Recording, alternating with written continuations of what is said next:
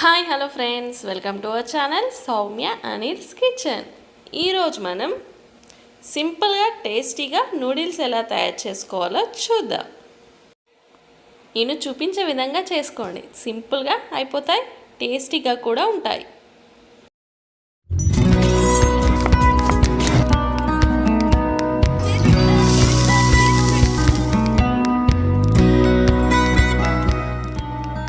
ముందుగా కావాల్సిన ఇంగ్రీడియంట్స్ ఏంటో చూద్దాం.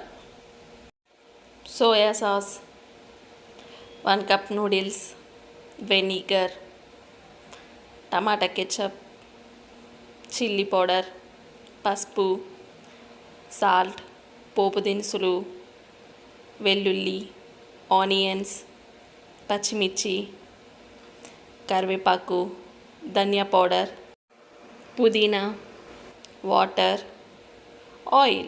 ఇప్పుడు ఎలా తయారు చేసుకోవాలో చూద్దాం. ముందుగా స్టవ్ పై ఒక బౌల్ పెట్టుకొని వాటర్ని యాడ్ చేసుకుందాం. అందులో కొంచెం సాల్ట్ని యాడ్ చేసుకుందాం. అలానే కొంచెం ఆయిల్ని కూడా యాడ్ చేసుకుందాం. ఇప్పుడు నూడిల్స్ని యాడ్ చేసుకుందాం.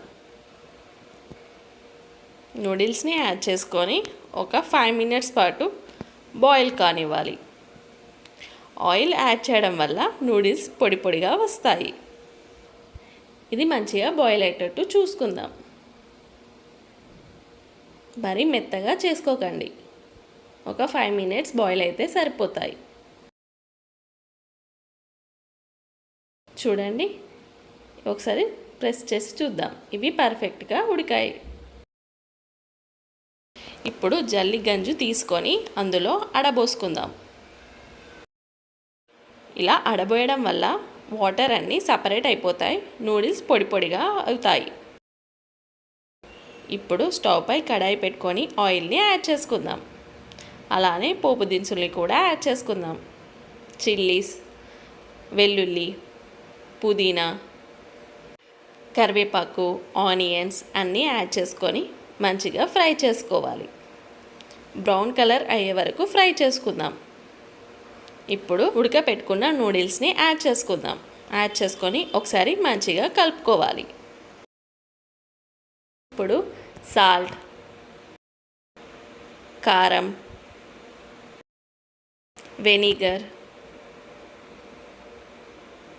టమాటా కెచప్, సోయా సాస్, పసుపు, ధనియా పౌడర్ యాడ్ చేసుకొని మొత్తం ఒకసారి మంచిగా కలుపుకుందాం. ఇది మంచిగా కలుపుకోవాలి. ఎప్పుడు నూడిల్స్ బయటనే కాకుండా ఇలా ఇంట్లో ట్రై చేయండి, చాలా టేస్టీగా ఉంటాయి. ట్రై చేశాక ఎలా వచ్చిందో కామెంట్ బాక్స్లో కామెంట్ అయితే చేయండి. ఒక 2 మినిట్స్ కుక్ చేసుకుందాం. చూడండి, ఇవి పర్ఫెక్ట్గా అయ్యాయి. ఇప్పుడు సర్వింగ్ ప్లేట్లోకి తీసుకొని సర్వ్ చేసుకుందాం. అంతే, మన ఎంతో టేస్టీ అయిన సింపుల్ టేస్టీ నూడిల్స్ రెడీ. ఈ రెసిపీ మీ అందరికీ నచ్చింది అనుకుంటున్నాను. ఇలాంటి రెసిపీస్ కోసం మన ఛానల్ని షేర్, లైక్, సబ్స్క్రైబ్ చేయడం మర్చిపోకండి. మరొక కొత్త వంటకంతో మళ్ళీ కలుద్దాం. Thanks for watching.